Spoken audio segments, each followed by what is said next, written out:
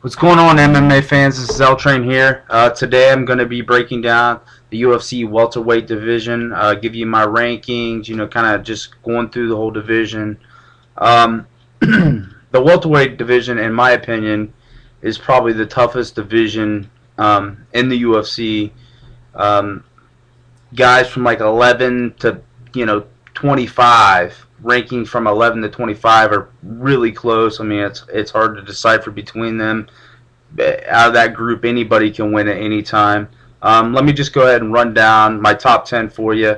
I got George St. Pierre, John Finch, Thiago Alves, Josh Koscheck, Jake Shields, Dan Hardy, Martin Kampmann, Paulo Thiago, Matt Hughes, and Mike Zwick.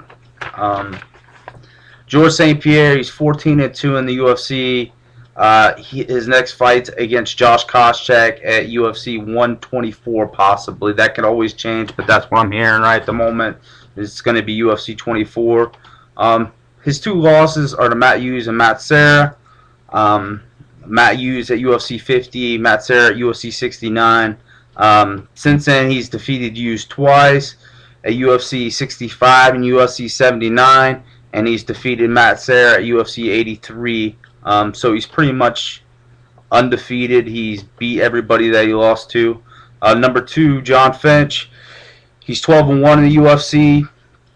His next fights at this next coming UFC pay-per-view, 117, against Thiago Alves. In my opinion, Finch is not a real exciting fighter. I mean, he's great at control, beat some really good fighters, but it's not an exciting style to me.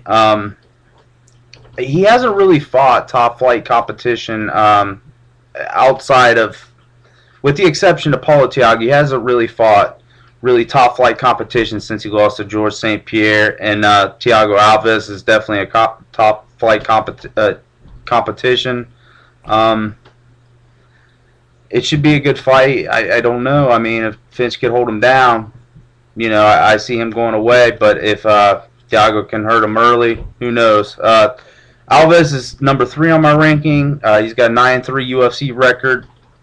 He hasn't fought since UFC 100, which it makes it a little over a year now since he's fought. So I think that can play into the fight a little bit. He has wins over Matt Hughes and Josh Koscheck. Losses to George St. Pierre and John Finch. The John Finch loss was early in his career. I think it was like UFC Fight Night 5 or something like that. 4, we got Josh Koscheck, 13-4 in the UFC. He's on a 3-fight winning streak. His most recent wins are against Paul Daly and Anthony Johnson. He also has a win over Diego Sanchez earlier in his career. His losses are to Paulo Thiago and Thiago Alves. Number 5, Jake Shields. I put him in here at number 5. I usually keep guys when they come into the organization. I make them prove themselves. But I think 5 is a fair ranking for Jake Shields. He's 25-4 and 1 in his MMA career. Former Strikeforce middleweight champion. He's on a 14-fight win streak. He's got wins over Paul Daly, Carlos Condit, Yushin Okami, and Dan Henderson. His first fight in the UFC is against Martin Kampmann at UFC 121.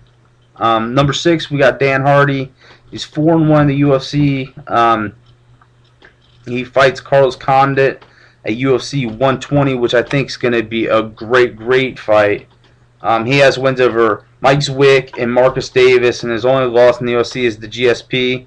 Why I'm talking about it, Carlos Condit, I have him ranked number 12.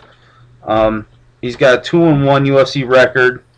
He hasn't looked spectacular in his fights in the UFC.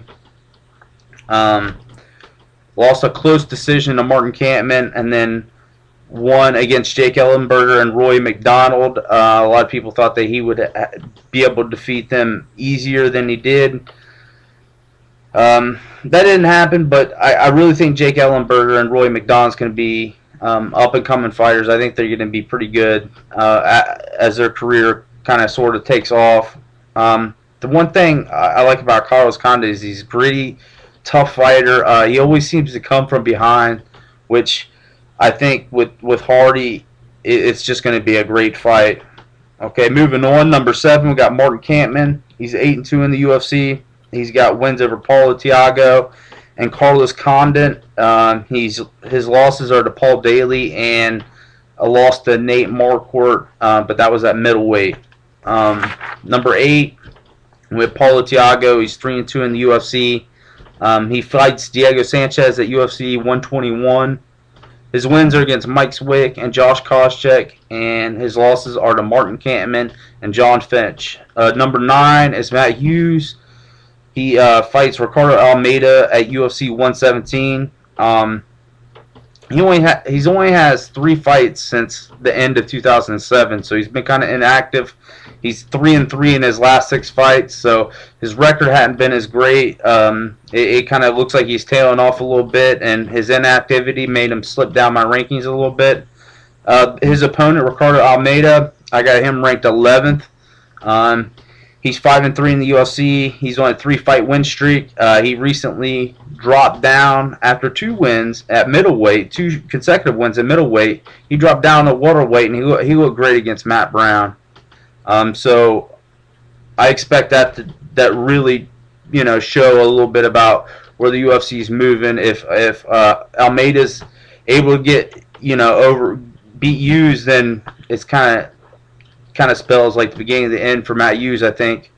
Number 10, we got Mike Swick, 11-4 in the UFC. He's on a 2-fight losing streak. In my opinion, he doesn't have any real big wins. Just a couple mid-level guys that he's beaten. His losses are Paulo Thiago and Dan Hardy. A couple guys I want to talk about outside of the top 10. One of them is Dong Young Kim. I got him ranked 13th. He's got a 4-0 UFC record. He has a loss to Carl Parisian, but that was turned into a no contest after Carl Parisian tested positive.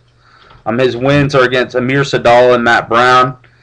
Dong Young Kim, I think he can move up the rankings quite a bit. I'm not real impressed with his fighting style. He's sort of like Finch. He has a lot. He has pretty good control on the ground, and he holds people down. But he looks like a tough guy to beat. Just kind of like Finch. He's going to be a tough draw for anybody. So I kind of see him moving up in the future, even though I don't personally like watching him fight that much. I got John Hathaway at number 15th, ranking 15th. He's 4-0 in the UFC. He's got a 14-0 MMA record. He just beat Diego Sanchez. His next fight's at UFC 120 against Mike Pyle. He's got one of the best wrestlers I've seen from England. Just an up-and-comer. I think he's going to be great. Another person I wanted to point out was Chris Lytle. I got him ranked 20th. He's kind of had an up-and-down UFC record. He's 11-9 in the UFC. But he's on a 3-fight winning streak. It kind of looks like all of his experience is kind of finally paying off for him. And he's looking really good. Always an exciting fighter, a guy I love to watch. Always puts on a good fight. He's got a fight coming up against Matt Serra, who Matt Serra's beat him once already. But he's looked like a different fighter since he fought Matt Serra the first time. So I kind of want to see how that goes. Okay, another person I want to point out is John Howard. I got him ranked 24th. He's 4-0 in the UFC. He fights Jake Ellenberger at UFC on Versus 2. He doesn't really have any big wins, but he looks like he's got an all-around game. His wrestling looks pretty good. His hands look pretty good. I hadn't really seen too much off the ground, like submission-wise, so that's something he needs to work on. But all in all, he's definitely an up-and-comer in my book. So that's my breakdown of the UFC welterweight division. A really good division from top to bottom. I'm going to have to get out of here. Stay up to date. I got middleweight coming up shortly. Talk to you guys later.